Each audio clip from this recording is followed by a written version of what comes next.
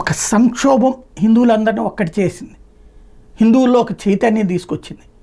బంగ్లాదేశ్లో జరిగినటువంటి పరిణామం మరొక జెనోసైడ్. ప్రపంచం మాట్లాడదు, ప్రపంచ దేశాలు మాట్లాడు. భారతదేశంలో ముస్లింలు దర్జాగా బ్రతుకుతుంటారు, క్రైస్తవులు మరింత దర్జాగా బ్రతుకుతుంటారు. ఈ దేశంలో ప్రతి మతం దర్జాగా బ్రతుకుతుంటుంది. కానీ ఎక్కడో వ్యక్తుల మధ్య జరిగిన సంఘర్షణకు సందర్భంగా వచ్చినటువంటి చిన్నపాటి ఘర్షణను తీసుకుని జెనోసైడ్ అంటూ భారత్ మీద ముద్రలు వేసినటువంటి దౌర్భాగ్యం ప్రపంచ దేశాలదైతే ఆ దేశాల వెనకాల కూర్చుని మన దేశంలో తేతక్కలాడేటటువంటి రాజకీయ పార్టీలు.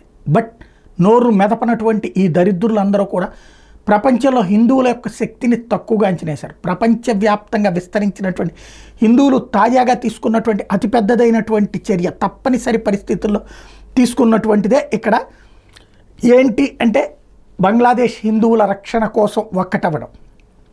ప్రపంచ హిందువులందరూ తొలిసారి భారీగా స్పందించారు. అమెరికా నుంచి ఫ్రాన్స్ దాకా ప్రతి దేశంలో కూడా నిరసన ర్యాలీలు జరిగినాయి. ఐక్యరాజ్య సమితి ఎదుట ఆందోళనలు పెద్ద ఎత్తున జరిగినాయి.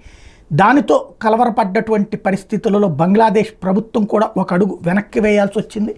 అదే సందర్భంలో ఢాకా బంగ్లాదేశ్లో మొత్తం హిందువులంతా ఒక్కచోట చేరి అతిపెద్దదైనటువంటి మార్చి నిర్వహించారు.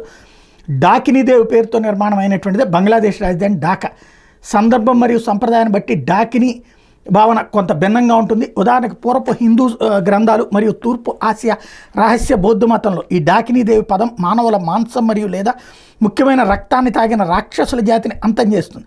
హిందూ తాంత్రిక సాహిత్యంలో డాకిని అనేది తరచుగా 6 చక్రాలలో ఒకదానితో లేదా మానవ శరీరంలోని 7 ప్రాథమిక అంశాలతో ధాతులతో అనుబంధించబడినటువంటి ఒక దేవత పేరు. నేపాలీ మరియు టిబెటన్ బౌద్ధ మతంలో అదే సమయంలో దకిని జ్ఞానం కూడా అనేది జ్ఞానోదయ శక్తి యొక్క ఉగ్రంగా కనిపించే స్త్రీ స్వరూపులుగా ఉత్తమంగా వర్ణించబడే వాటిని మరియు కొంత మొత్తంలో ఆధ్యాత్మిక అభివృద్ధి కలిగిన మానవ స్త్రీలను సూచిస్తుంది. తాంత్రిక దీక్షలు జ్ఞానోదయం పొందడంలో సహాయపడుతుంటాయి. అయితే రాక్షస జాతి అంతం ఢాకా నుంచినే మొదలైంది. ఇప్పుడు ఢాకాలో ఉన్నటువంటి మహిళలు పెద్ద ఎత్తున ఆయుధాలు చేతపట్టి మరి చేసినటువంటి నిరసన తర్వాతన ప్రపంచవ్యాప్తంగా బంగ్లాదేశ్లో ఉన్నటువంటి హిందువుల యొక్క పరిస్థితి గమనించబడింది.